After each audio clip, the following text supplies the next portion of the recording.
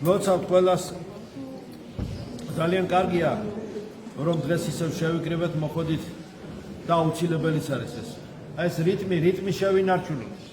რიტმი ღვთისმსახურების, რიტმი ღვთის დიდების. ყველაფერში რიტმია ჩადებული ამ სამყაროში. ყველაფერი ღმერთმა ისე შექმნა დაწყებული ჩვენი ორგანიზმიდან მიკროკოსმი ასე ჩვენი ორგანიზმი დამთავრებული ზეციური რიტმებით ყველაფერში რიტმია, ყველაფერში. ეს არის ღერძი ყოფიერების რიტმი.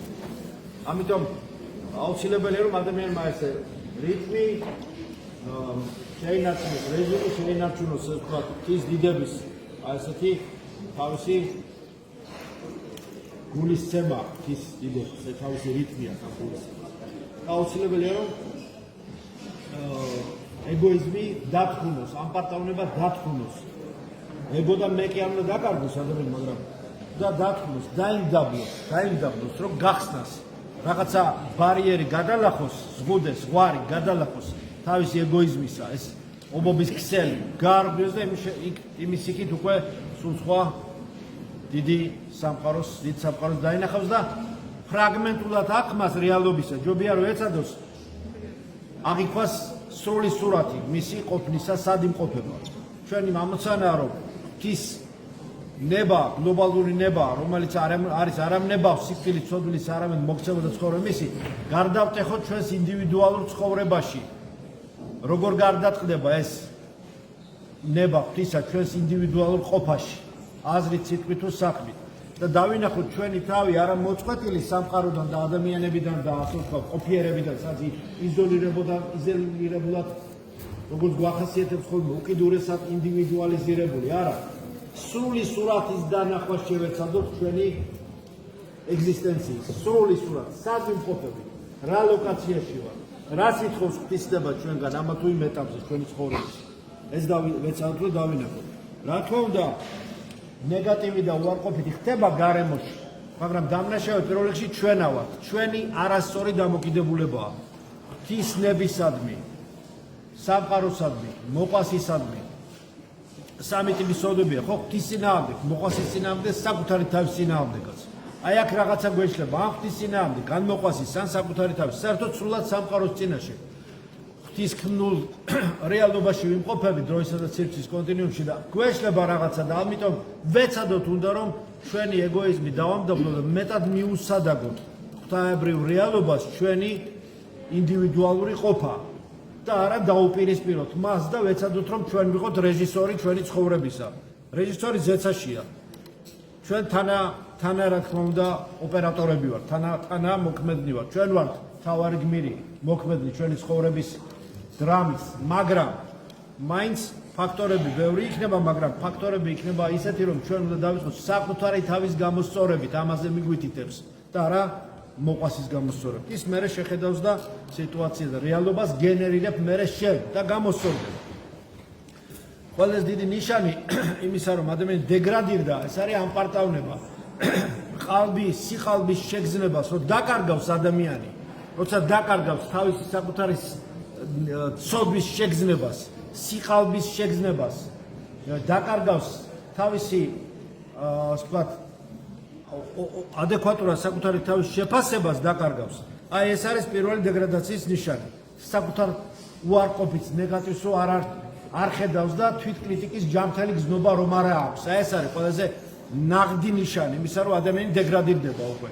იწყება დეგრადაცია. და დამდაბლების უნარი აღარ აქვს.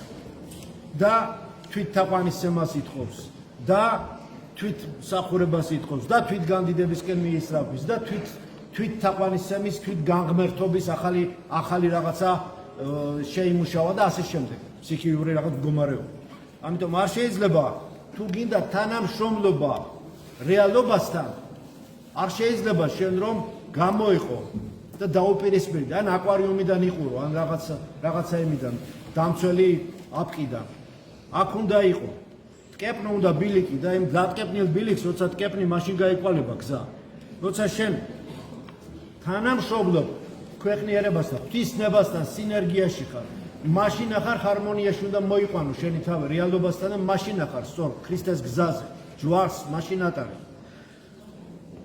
იგივე მოყვასი უნდა გიყვარს, უფალი უნდა გიყვარს, პირველ რიგში ამიტომ შედეგად ყველაფერი, მოყვასის და მტერიცო ნათქვამი, იმიტომ რომ მტერიც მატჩი არ შედგება, ხო?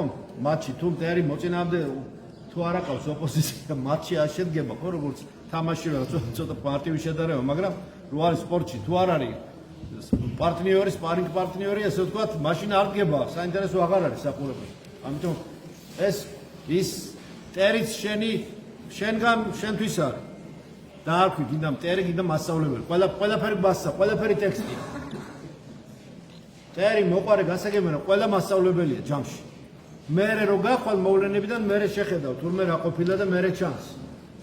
ამიტომ ისიც უნდა გიყვარდეს კი ბატონო და იმასაც მტერი ყოველთვის ცდილობს რომ საკუთარი თავი გაგიტოვოს შენ. ცდილობს რომ გაგიტოვოს, გაგიტოვდეს შენ. შენ გავს ის. ხილათ იყავი ამიტომ მტრების არჩევაში.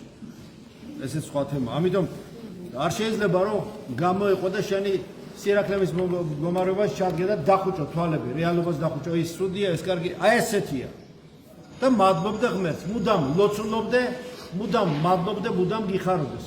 ეს არის გახსოვს პავლე მოციქულის სიტყვები.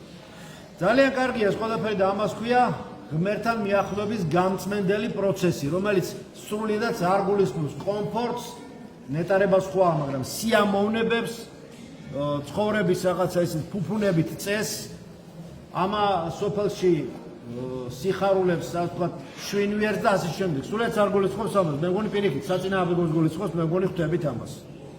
ბევრ შემთხვევაში. გავიხსენოთ 9 ნეტარება, გავიხსენოთ თვითონ სახარება. იქ არანაირ დროსარებაზე არ არის არცად და არცად დავხინებული არ არის იქ 9 ნეტარებაში. ამიტომ გავიხსენოთ ეს. ამიტომ ღმერთთან მიახლოების ძალიან მშვენიერი და სასურველი და განმაღმთობელი და თეოზისის პროცესი კარგია, მაგრამ ეს აღიზიანებს იმ ძალებს, რომლებიც ამას სულ მუდამ ეწინააღმდეგებიან და ამიტომ გექნება სულ ხახუნის ძალა და დისკომფორტი, გექნება წინააღმდეგობის ძალა, წინააღმდეგობის შეგრძნება და ვარდიოეკლო ვის მოუკრეფე, რაც მეტად მიუახლოვდები სრულყოფილებას, მით მეტი წინააღმდეგობა იქნება. მაგრამ რასაც ვერ მოიგერიებ, უნდა დაიწიო. უნდა შეეცადო რომ აერიდო, აუარო. რასაც ვერ გადახარშავ, გადაიტანო. გაიაზრო რა იყო, რისთვის იყო, შეითვისო კარგი რაც არის, გაფილტრო და გამოცდილება გამოიტანო. მნიშვნელოვანი თავისთავად მარტო გამარჯვებისთვის და რაღაცა აზარტი კი არ არის, რაღაცა ყოველთვის გამარჯვებული და პერფექციონალიზმში იყო. ესე ვერ იქნება, ვინ არის სრულყოფილი და ვინ არის უცოდველი. თავარი არის შენ როგორ იბრძვი, რას აკეთებ. იმისათვის რომ შენ გაიმარჯვო. თავარი თვითმიზანი გამარჯვება არ არის. აზრი რა არის ამისა გამოიტანო. შეინარჩუნო შენი საღი დამოკიდებულება. იმ მოვლენებისადმი, რომელთა ცენტრშიც ხარ შენ, შეინარჩუნო. სწორი მართალი ქრისტიანული რეაგირება გააკეთო ყოველივე ამაზე, რაც შენს გარშემოა. და უცილებლად ნეგატივი გაგეცლება და გზა გაგეხსნება. და მინდა რომ დაკლესო და რთულ საპასუხისმგებლო, მაგრამ მაცხოვნებელ ქრისტიანულ გზაზე წარმართება და გზის გახსნა გისურვოთ. მადლობა ჩვენს იესო ქრისტეს, იყოს თქვენ ყოველთა თანა. ამინ.